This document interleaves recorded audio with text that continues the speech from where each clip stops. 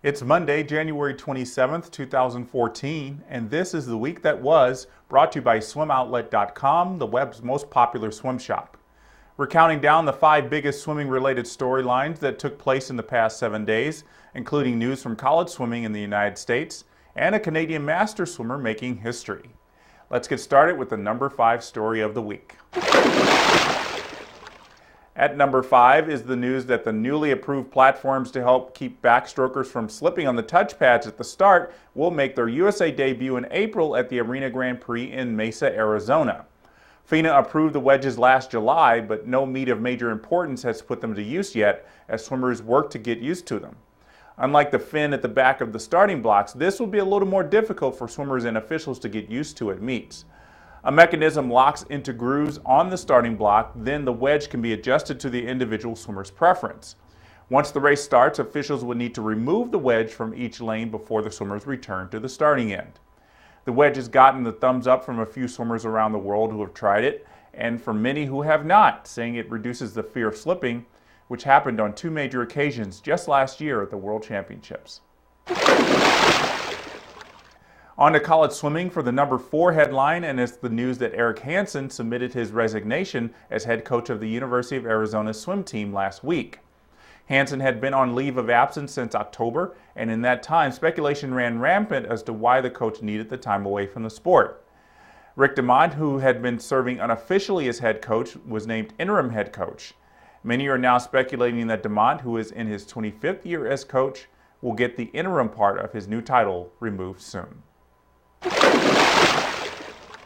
Last week we reported that Yulia Efimova had tested positive for a banned substance, and as she prepares to appear before the FINA doping panel, the governing body has given her a provisional suspension that started last Tuesday, and that suspension is number 3 on our countdown.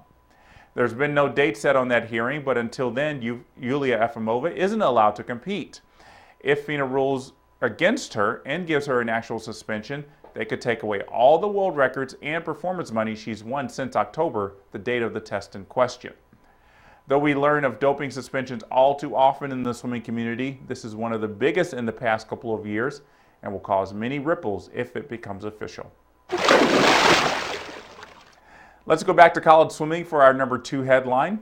Swimming World learned over the weekend that Alabama head coach Dennis Persley was handed a brief suspension for several NCAA violations.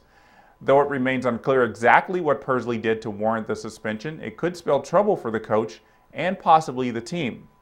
According to AL.com, Persley and his staff were involved in several secondary violations last season, including sending text messages to recruits and posting bond for a current student athlete. Persley only has to sit out 2 swim meets for his current punishment, the first of which was last weekend's meet against Emory. The second will be this weekend's meet against Georgia, which is also dealing with the suspension of head coach Jack Bowerly for academic issues. And now we're at the number 1 swimming headline of the week, and it takes us to a small Masters swimming meet in Canada that saw 2 Masters world records broken. Now these weren't just some everyday run-of-the-mill world records.